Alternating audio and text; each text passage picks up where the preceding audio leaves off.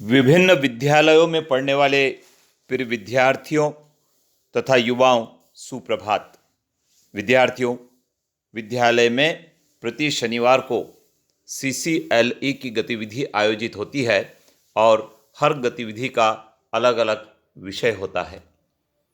इस बार शनिवार को जो CCLE की गतिविधि आयोजित होने जा रही है उसमें रिज्यूम का निर्माण करना है। विद्यार्थियों, हो सकता है ये शब्द आपने पहली बार सुना हो, लेकिन अब आपको इसकी बहुत आवश्यकता होगी। रिज्यूम किसे कहते हैं, कैसे तैयार किया जाता है, किन बातों को ध्यान में रखना चाहिए, इसके बारे में आज विस्तार से जानकारी आपको दी जा रही है। आप इसको ध्यानपूर्वक सुने और जब आप रिज्यूम तैयार करें तब इन बातों को ध्यान में रखें। तो आइए जान लेते हैं क्या है प्रमुख बातें। विद्यार्थियों, हमको ये मालूम होना चाहिए कि रिज्यूम क्या है। रिज्यूम या रेज्यूमे फ्रेंच भाषा का शब्द है जिसका अर्थ होता है एक ऐसा विवरण या एक ऐसा प्रारूप या एक ऐसा फॉर्मेट जिसमें रिज्यूम लिखने वाले व्यक्ति का संक्षिप्त में विवरण होता है। रिज्यूम को बायोडाटा या जीवन वृत्त भी कहते हैं। यह व्यक्तिगत जानकारी का, उपलब्धियों को बताने का, रुचि कौशल को बताने का माध्यम होता है। इसे व्यक्तित्व का आईना भी कहते हैं। तो विद्यार्थियों, आपको स्पष्ट हो गया होगा, जो गतिविधि आप करने जा रहे हैं उसमें आपको आपका स्वयं का जीवन वृत्त लिखना है। जीवन वृत्त लिखने के कई आयाम होते हैं जिसकी हम अगले वीडियो में आपसे बात करेंगे। अभी हम जान लेते हैं रिज्यूम क्या है, रिज्यूम की आवश्यकता क्यों पड़ती है।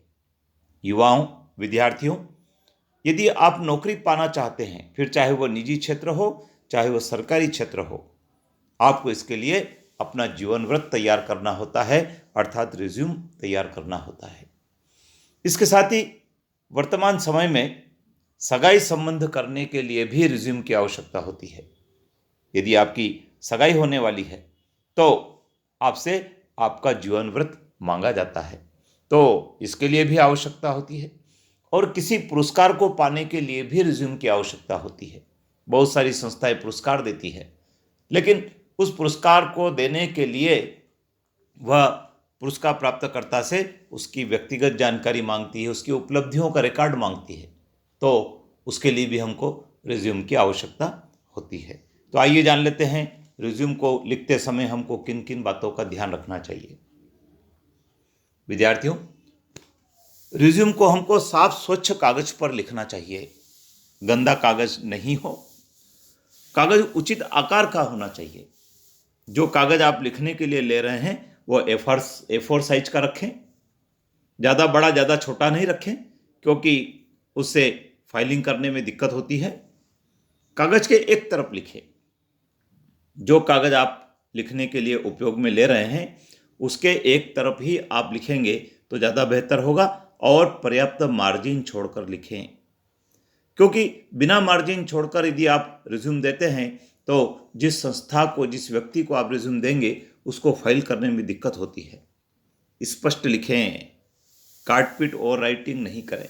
बहुत महत्वपूर्ण है विद्यार्थियों, यदि आपको आपके रिज्यूम को प्रभावी बनाना है तो आपको यह बात ध्यान रखना है, जो आप लिख रहे हैं वो स्पष्ट हो, पठनीय हो, काटपीट नहीं हो और राइटिंग नहीं हो। एक बार लिख दिया फिर काट दिया फिर नया लिखा, ऐसी बातें रिज्यूम के लिए ठीक नहीं होती है। शुद्ध लिखें, अर्थात वर्तनी की त्रुटियां उसमें नहीं हो। यदि आप हिंदी भाषा में लिख रहे हैं वर्तनी की त्रुटियां नहीं करें। यदि आप अंग्रेजी संस्कृत भाषा में लिख रहे हैं तो उस भाषा की त्रुटियों का विशेष रूप से आप ध्यान रखें। अच्छे बॉल पेन का उपयोग करें। यदि आप रिज्यूम लिखने के लिए बैठे हैं तो आपके पास अच्छे चलने वाला बॉल पेन होना चाहिए, और वो बॉल पेन नीला या काली शाही का ही उपयोग में लाएं। अन्य प्रकार के बॉल पेन का यदि आप उपयोग करते हैं तो रिज्यूम लिखने पर, जब रिज्यूम आप प्रस्तुत करेंगे तो प्राप्तकर्ता पर अच्छा प्रभाव नहीं होता है। सुविधा हो तो टाइप करवा लीजिए। वैसे कोशिश करें, यदि आपकी राइटिंग अच्छी है तो रिज्यूम आप आपके राइटिंग से लिखें, और यदि आपकी राइटिंग ठीक नहीं है तो फिर आप किसी कंप्यूटर सेंटर पर जाकर आपके रिज्यूम को टाइप करा लीजिए। लेकिन एक बात का ध्यान रखें टाइप करने के बाद उसका प्रूफ जरूर देखें, क्योंकि अनेक प्रकार की त्रुटियां टाइपिस्ट के द्वारा कर दी जाती है।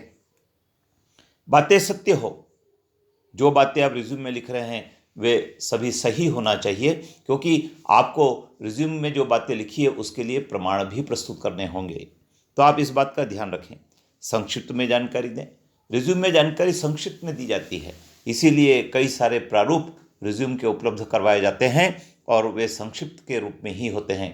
जब आप रिज्यूम संक्षिप्त में देंगे, जब आप उसके साथ डॉक्यूमेंट लगाएंगे और जब आपको साक्षात्कार के लिए उपस्थित होना होगा, तो फिर विस्तार से आपसे उसके बारे में जानकारी ले ली जाती है। तो संक्षिप्त में दें। दस्तावेज संलग्न करना नहीं भूलें, क्योंकि जो जानकारी आपने लिखी है उसकी सत्यता की जांच दस्तावेज से ही हो सकती है, किसी की नकल नहीं करें। रिज्यूम का यह बहुत महत्वपूर्ण बात है कि आपको किसी दूसरे व्यक्ति के रिज्यूम की नकल नहीं करना है, आपको आपके स्वयं का रिज्यूम बनाना है। रिज्यूम लिखने के बाद एक बार स्वयं के लिए FAQ तैयार करें। विद्यार्थियों, फ्रिक्वेंटली आस्क क्वेश्चन जो होते हैं वो एक बार आपको सूची बनाना चाहिए कि यदि आपने रिज्यूम दिया है तो रिज्यूम प्राप्तकर्ता आपसे क्या संभावित प्रश्न पूछ सकता है और उसके क्या उत्तर आप देंगे। यदि आप ऐसा तैयार कर लेंगे तो आपको किसी प्रकार की कोई कठिनाई नहीं होगी। रिज्यूम की आवश्यकता को ध्यान में रखकर विषय वस्तु लिखें, बहुत महत्वपूर्ण है। विद्यार्थियों, आप किस काम के लिए रिज्यूम दे रहे हैं इस बात को ध्यान में रखकर उसमें कंटेंट को लिखें। यदि आप नौकरी के लिए दे रहे हैं, यदि आप पुरस्कार के लिए दे रहे हैं, यदि आप सगाई संबंध के लिए दे रहे हैं, तो उसकी आवश्यकता के अनुसार यदि आप उसमें कंटेंट लिखेंगे तो वो ज़्यादा महत्वपूर्ण होगा। तो विद्यार्थियों, आपको शनिवार को रिज्यूम लेखन प्रतियोगिता में भाग लेना है और उसमें नंबर भी प्राप्त करना है। तो मैंने आपके लिए कुछ यह जानकारी महत्वपूर्ण थी जो तैयार की थी, आप इसको एक बार सुन लें और रिज्यूम लिखते समय इसको ध्यान रखें। अगले वीडियो में हम फिर मिलेंगे और उसमें हम आपको रिज्यूम का जो प्रारूप होता है वो क्या होता है और उसको कैसे भरना इसके बारे में बताएंगे। अपने मित्रों को बताएं और हाँ, आपने चैनल को सब्सक्राइब नहीं किया तो अभी कर लीजिए और कमेंट्स बॉक्स में कमेंट्स ज़रूर लिखें। जय हिंद।